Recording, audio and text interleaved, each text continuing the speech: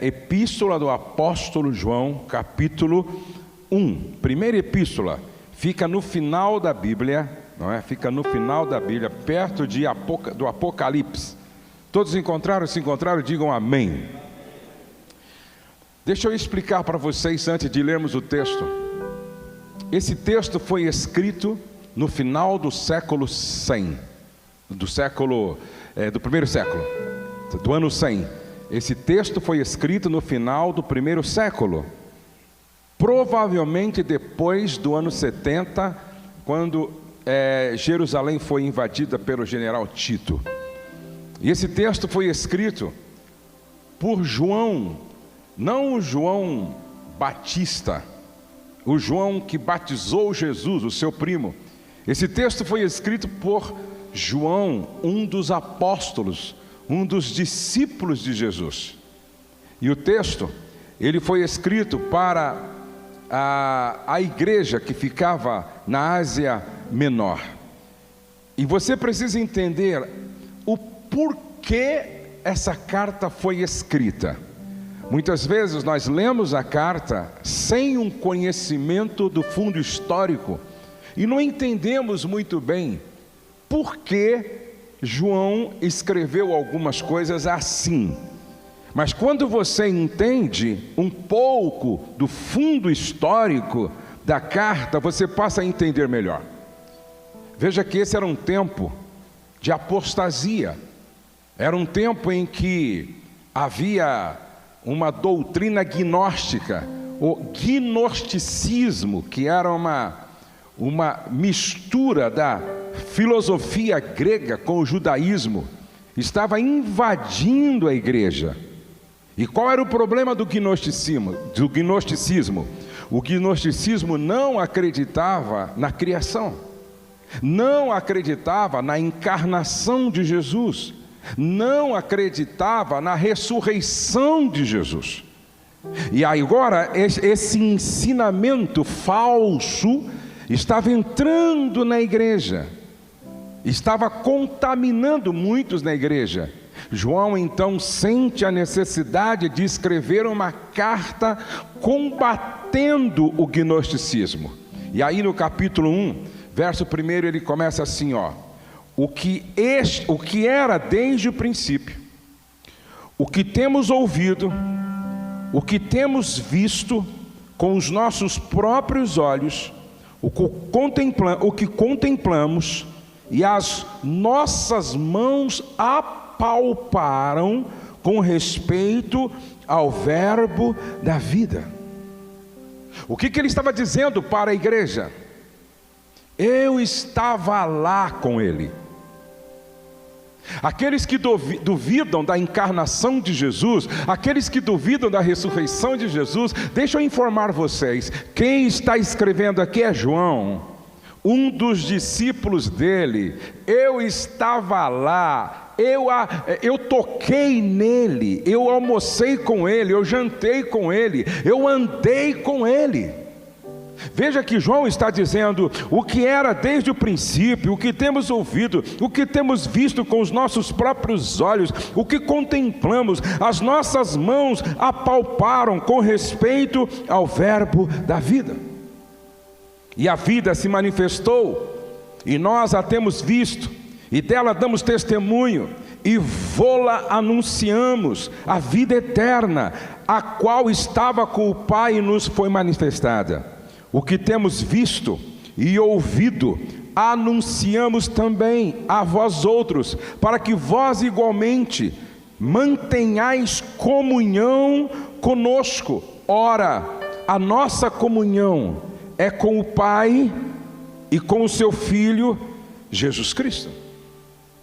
É com o Pai, é com o Filho, Jesus Cristo. E estas coisas, pois, vos escrevemos para que a nossa alegria seja completa. E é interessante que quando você lê toda a carta de João, fica claro. Primeiro, Deus nos criou para a intimidade com Ele. Deus nos criou para a intimidade com Ele. Segundo, Deus nos criou para a comunhão com o outro. Deus nos criou para a comunhão com os nossos irmãos. E terceiro, Deus nos criou para que nós fôssemos imitadores de Cristo. Primeiro, para a intimidade com Ele. Segundo, para a comunhão com os irmãos. E terceiro, para imitarmos a Cristo. E aí João começa no capítulo 1, verso 1.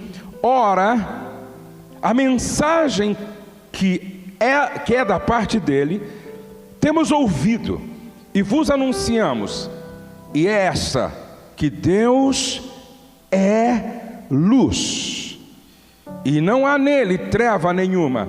Deus é luz, e não há nele treva nenhuma.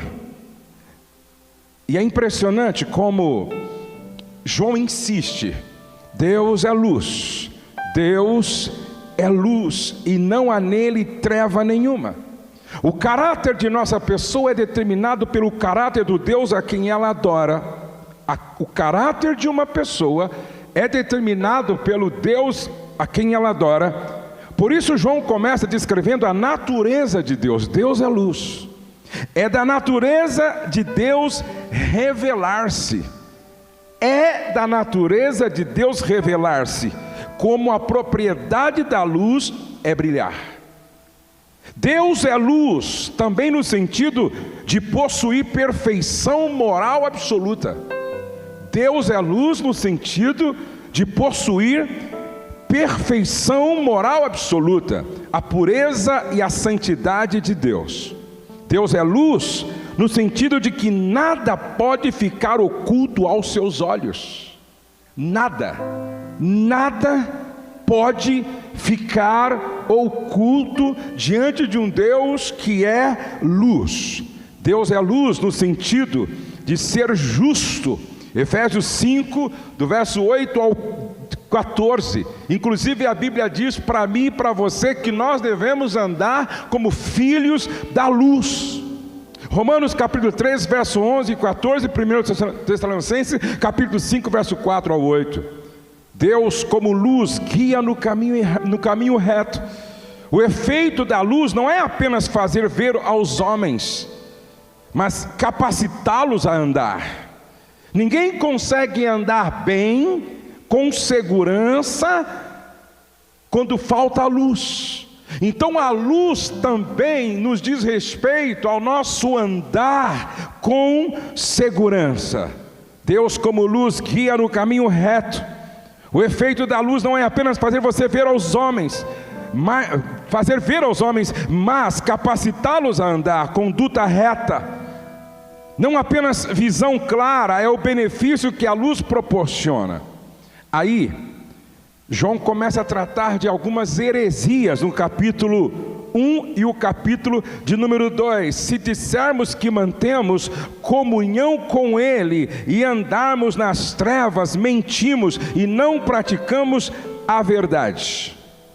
Se dissermos que temos comunhão com Deus, embora ao mesmo tempo andamos nas trevas, esta é a primeira heresia. Como pode dizer que se tem comunhão com Deus, mas continua andando nas trevas, na mentira e no pecado? Andar na luz é andar com sinceridade, ou seja, não esconder nada.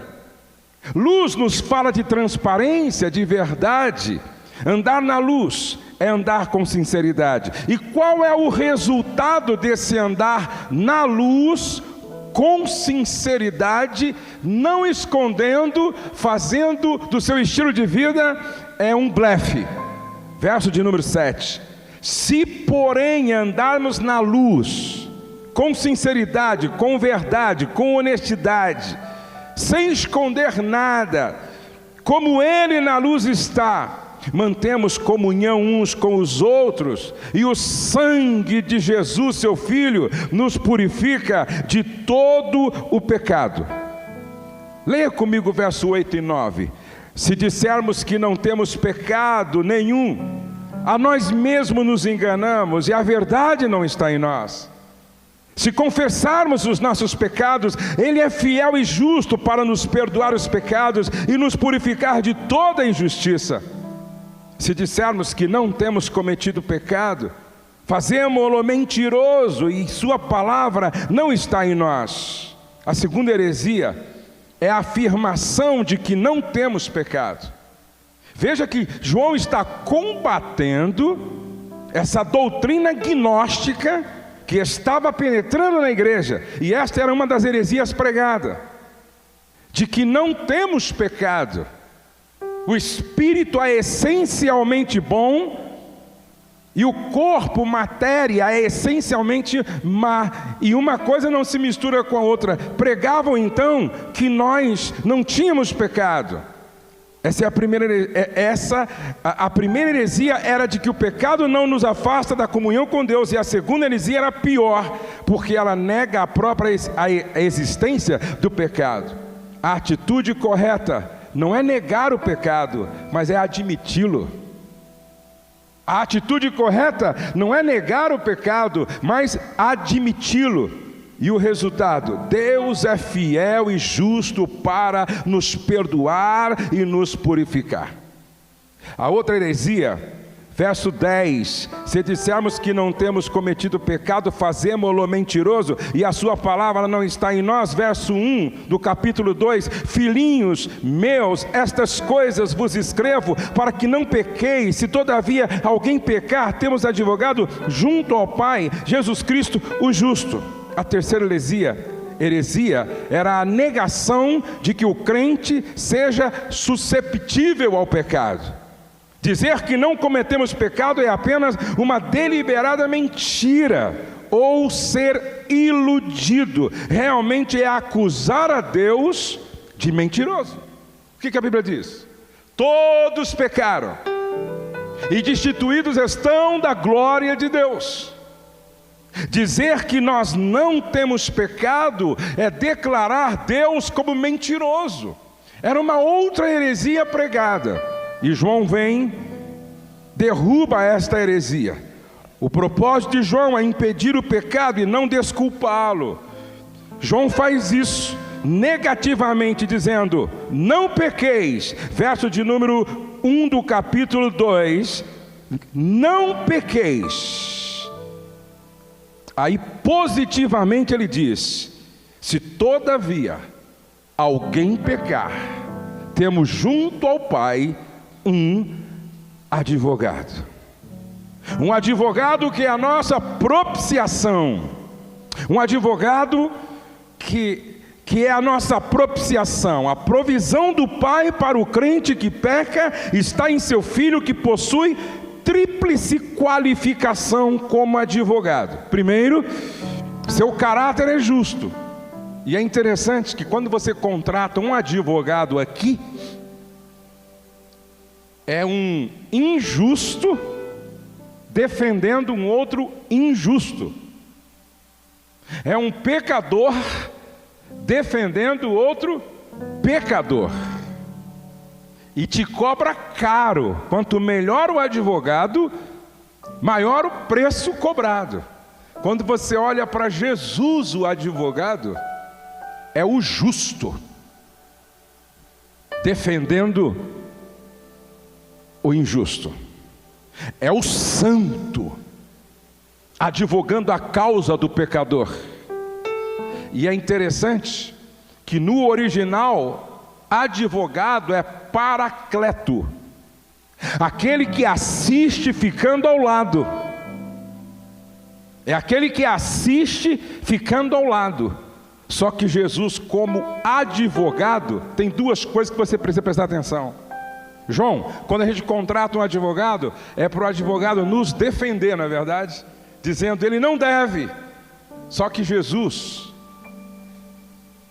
chega e diz: ele deve. Eu não vou advogar sua causa para dizer que você não pecou, porque você pecou. Então você pecou. Então ele afirma o nosso pecado. Diferente do advogado que a gente contrata para nos defender, ele diz: você pecou. e destituído está da glória de Deus. Só que eu não vim para ficar ao seu lado, eu vim para assumir o seu lugar. Eu vim para assumir o seu lugar. Por isso que ele é a propiciação dos nossos pecados. Ele veio para assumir o nosso lugar. Sua advocacia é celestial. Quais são as implicações de ser um cristão? Existe um contraste nesse texto entre falar e fazer. Esse texto nos ensina a como lidar com essa questão do pecado. Não podemos tentar encobrir os nossos pecados. Cada crente pode tentar encobrir os seus pecados, sim, falando mentira. Quando é que a gente encobre o pecado? Quando não trabalhamos com a verdade. Mas vamos continuar lendo o texto no capítulo 2. Verso 2: e ele é a propiciação pelos nossos pecados, e não somente pelos nossos próprios, mas ainda pelos do mundo inteiro. Ora, sabemos que o temos reconhecido, por isso, se guardarmos os seus mandamentos. Aquele que diz, eu o conheço, e não guarda os seus mandamentos, é mentiroso, e nele não está a verdade. É interessante que nessa pequena epístola de João, acho que tem, se não me falha a memória, 5 capítulos, responde uma pergunta-chave para todos nós. Como nós sabemos se um cristão é salvo ou não? Se eu perguntar para você, ei, você aí, como é que você sabe se você é salvo ou não? Quais são as evidências de que você está salvo, de que você é salvo? Essa epístola, ela nos responde de uma forma muito clara. A salvação se consiste em 3 provas. A primeira prova é doutrinária. Veja o que está escrito em 1 João 5,13. 1 João 5,13. Como é que eu sei que sou um cristão salvo? 5,13. Estas coisas vos escrevi, a fim de saberdes que tendes a vida eterna, a vós outros que credes em o nome do Filho de Deus. A primeira prova de que eu fui salvo, é que eu criei no nome do Filho de Deus. Esta é a primeira prova doutrinária. Eu sou salvo porque eu criei no nome do Filho de Deus. A segunda prova, 1 de João 2, de 3 a 6. 1 de João 2, de 3 a 6. Ora, sabemos que o temos conhecido por isso, se guardamos os seus mandamentos. Aquele que diz, eu o conheço, e não guarda os seus mandamentos, é mentiroso, e nele não está a verdade. Aquele, entretanto, que guarda a sua palavra, nele verdadeiramente tem sido aperfeiçoado o amor de Deus. Nisto sabemos que estamos nele. Aqui está a segunda prova moral. Se a primeira prova é doutrinária, eu criei. Aqui a segunda prova é moral. Eu obedeço os seus mandamentos. Então a primeira prova é crer, a segunda prova é obedecer. Como é que eu sei que sou salvo? Primeiro, porque eu creio no nome do Filho de Deus. Segundo, porque eu obedeço a sua palavra, eu obedeço os seus mandamentos, eu obedeço. Isso é uma prova moral.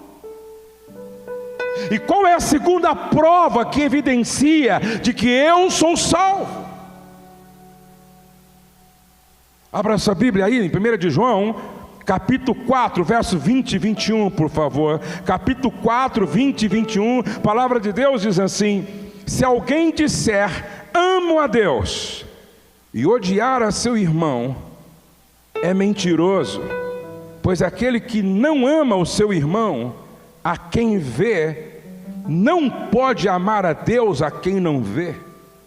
Ora, temos da parte dele este mandamento, que aquele que ama a Deus, ame também a seu irmão. Então preste atenção, a primeira prova de que eu sou salvo é porque eu crio no nome do Filho de Deus. A segunda prova é que eu obedeço aos mandamentos do Filho de Deus. E a terceira prova é uma prova social, porque eu amo os meus irmãos.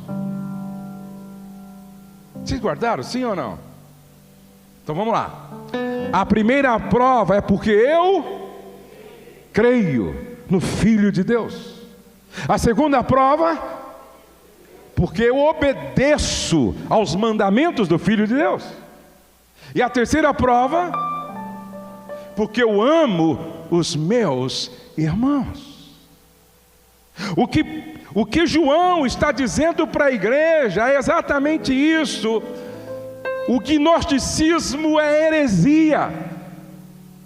O gnosticismo é falsa doutrina. O gnosticismo não tem nada a ver com o plano redentor, não tem nada a ver com o evangelho, não tem nada a ver com as provas que evidenciam de que você, nós somos salvos. Se eles não creem na criação, se eles não acreditam na encarnação do verbo da vida, se eles não acreditam na ressurreição de Cristo, nós cremos que Ele viveu, Ele morreu e Ele ressuscitou e está vivo para todo sempre. Vamos aplaudir a Ele, que é o único digno de receber toda honra, toda glória, todo louvor para todo sempre. E porque nós cremos na sua morte, na sua encarnação, na sua morte e na sua ressurreição, nós cremos que a sua palavra é a verdade, e nós a obedecemos. E porque a sua palavra é a verdade, todos aqueles que estão em Cristo são meus irmãos, e eu os amo. E aí está as três provas de que nós somos salvos. Então eu gostaria que você voltasse para casa hoje com essa resposta na ponta da língua. Se alguém perguntar para você, prova para mim que você é salvo. Aí você vai dizer assim, eu vou te dar então 3 provas. Quais são aí? Quem que pode falar para mim? Levante aí um irmão e diga assim, eu vou falar quais são as 3 provas, por que eu sou salvo. Fique em pé você, fique em pé para todo mundo ouvir, vai lá. No nome do Filho de Deus, eu obedeço os seus mandamentos e eu amo o próximo como meus irmãos. Pronto, é isso aí. Eu criei no nome, creio, sempre vou crer no nome do Filho de Deus. Eu obedeço os seus mandamentos e eu amo os meus irmãos. Agora continuemos lendo o texto a partir do verso de número 7. Lembre-se que essa carta fala de amor. Lembre-se que João é conhecido pela igreja como apóstolo do amor. Em nenhum outro texto você vai ler expressões como essa tão carinhosa do apóstolo, filhinhos, não é? Verso 7, amados, não vos escrevo mandamento novo, senão mandamento antigo, o qual desde o princípio tiveste. Esse mandamento antigo é a palavra que ouvistes. Todavia vos escrevo um novo mandamento, aquilo que é verdadeiro nele e em vós, porque as trevas se vão dissipando e a verdadeira luz já brilha. Aquele que diz estar na luz e odeia seu irmão, até agora está nas trevas. Aquele que diz que está na luz, anda na luz, vive na luz, é filho da luz, mas odeia seu irmão, até agora está nas trevas. Aquele que ama seu irmão permanece na luz, e nele não há nenhum tropeço. Aquele, porém, que odeia a seu irmão está nas trevas, e anda nas trevas, e não sabe para onde vai, porque as trevas lhe cegaram os olhos. É impressionante como algumas pessoas não conseguem entender verdades que libertam das Escrituras. A primeira coisa que a gente precisa entender é que amar não é um sentimento. Antes de o amor ser um sentimento, é uma decisão. Eu vou repetir. Antes de o amor ser um sentimento, é uma decisão. É uma decisão. Eu decido amar. Eu escolho amar. E agora, Jesus diz algo que às vezes nós não entendemos. Abra sua Bíblia em Mateus capítulo de número 5. Mateus capítulo de número 5. Jesus diz algo aqui que nem sempre a gente compreende como deveríamos compreender. Mateus capítulo de número 5, verso 43 a seguir. Ouviste que foi dito: amarás o teu próximo e odiarás o teu inimigo. Eu, porém, vos digo: amai os vossos inimigos. Como assim? Como assim? Eu ouvi falar de uma mulher, eu ouvi falar de um homem, que toda vez quando ele ia no seu quintal lá atrás, ele encontrava lixo no quintal. Ele limpava o quintal. Quando ele voltava 2 dias depois lá no quintal, novamente tinha um monte de lixo no quintal. Ele limpava o quintal. Quando ele voltava 3 dias depois lá no quintal, tinha lixo outra vez. E um dia, quando ele estava indo lá atrás para ver o quintal, e ele tinha limpado tudo, ele percebeu uma lata aparecendo do outro lado do muro, como se alguém estivesse subindo assim uma escada. Ele percebeu uma lata, e aí ele colocou depressa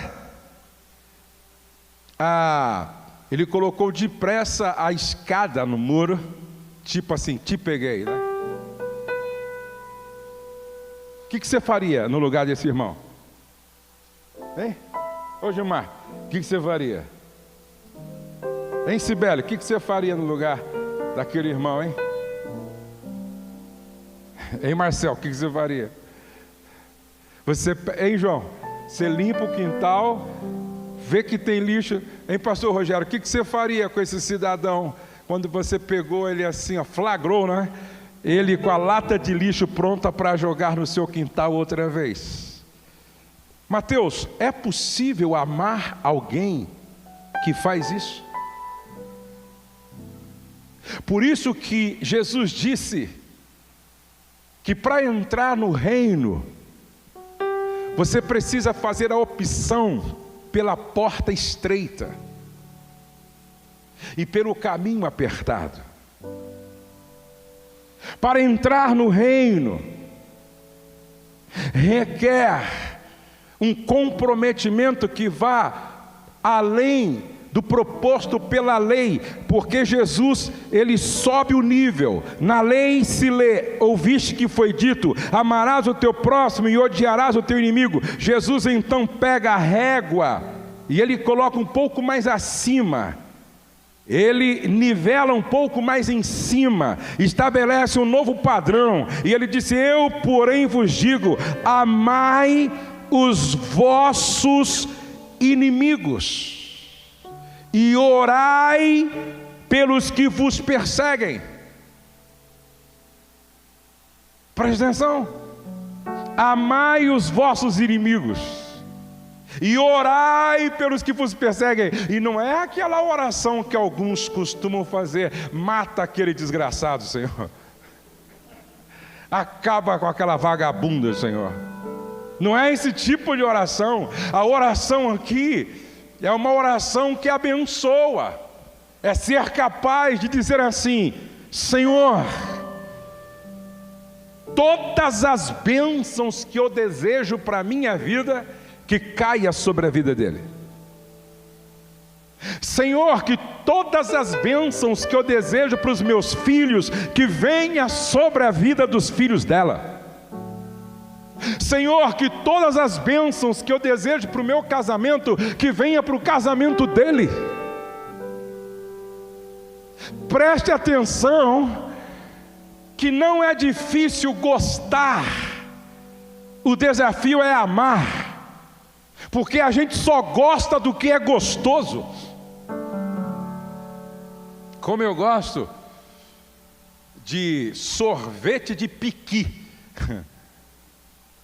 como eu gosto de suco de laranja, como eu gosto daquele pudim que a avó faz, como eu gosto do que é gostoso. O desafio é amar aquilo que a gente não gosta. Amar os inimigos é exatamente amar quem a gente preferia não conhecer às vezes. Por isso que o reino de Deus é de ponta cabeça em relação à lógica humana. Naquela época, quem podia mais quem tinha mais poder era reconhecido e valorizado. Aí Jesus vem e diz: aqui não, aqui é bem-aventurados humildes, porque deles é o reino dos céus. O que João está ensinando para a igreja é exatamente os princípios e os valores do reino. E se eu sou um cidadão do reino, eu preciso viver de acordo com esses valores e princípios. E ele leva isso tão a sério que ele diz assim: se você não é capaz de amar e toma a decisão de odiar. E aí eu gostei do que eu ouvi hoje, uma reflexão do Juliano Som, onde ele diz que se amar é uma decisão, odiar também é uma decisão. Por isso que o ódio se manifesta não através da verbalização, mas através de uma decisão que você toma. E qual é a decisão que a gente toma quando a gente odeia? O desprezo, a indiferença. Por isso que alguém disse que o contrário de amor não é o ódio, mas o contrário de amor é a indiferença. Porque o desprezo e a indiferença é como que flechar a alma do outro. A dor do desprezo e a dor da indiferença é terrível. E João diz: se você dá testemunho de que anda na luz, mas é incapaz de amar o outro, até agora você está nas trevas e não sabe para onde está indo. E Paulo, em Efésios capítulo 5 diz: andai como filho da luz. Andai como filho da luz. Quem são estes? São os que amam de verdade, apesar do outro muitas vezes ser o que nós não gostaríamos que fosse. O que é andar na luz? é ser capaz de fazer como esse irmão fez. Conta a história que quando ele viu o vizinho, a vizinha subindo com a lata de lixo, ele correu, pegou a escada, subiu correndo e deu tempo ainda, ele pegou a lata de lixo e disse assim: ô meu senhor, deixa eu te ajudar. Diz que ele pegou a lata, jogou no quintal, devolveu para o rapaz a lata, dizendo: Deus abençoe sua vida. Isso foi uma pancada de amor e graça tão grande, que o cara nunca mais fez isso. O cara ficou com vergonha. Abra sua Bíblia, veja isso na palavra. Romanos capítulo 12. Romanos capítulo 12, verso de número 17 a seguir. Romanos 12, 17 a seguir. Não torneis a ninguém mal por mal. Esforçai-vos por fazer o bem perante todos os homens. Se possível, quanto depender de vós, tende paz com todos os homens. Não vos vingueis a vós mesmos, amados, mas dar lugar à ira, porque está escrito: a mim me pertence a vingança. Então essa ira é divina, não é a minha. Eu é que retribuirei, diz o Senhor. Pelo contrário, se o teu inimigo tiver fome, dá-lhe de beber. Se tiver sede, dá-lhe de beber. Se tiver fome, dá-lhe de comer. Se tiver sede, dá-lhe de beber. Porque fazendo isto, amontoarás brasas vivas sobre a cabeça dele. Não te deixes vencer do mal, mas vence o mal com o bem. Glória a Deus. Você está pronto a viver isso, a praticar isso? Eu gostaria que você apontasse que nem assim um profeta para pelo menos 5 pessoas e dissesse assim: ó, ande como filho da luz. Diga aí para menos 5 aí: ande como filho da luz, ande como filho da luz, ande como filho da luz, ande como filho da luz, ande como filho da luz, ande como filho da luz, ande como filho da luz, ande como filho da luz, ande como filho da luz. Deixe o caráter de Deus, que é luz, ser resplandecido na sua atitude, no seu comportamento, na sua vida, no seu andar na presença dos homens. Resplandeça a luz de Deus na sua vida. Ande como filho da luz. Vamos ficar de pé e vamos ter um momento de oração.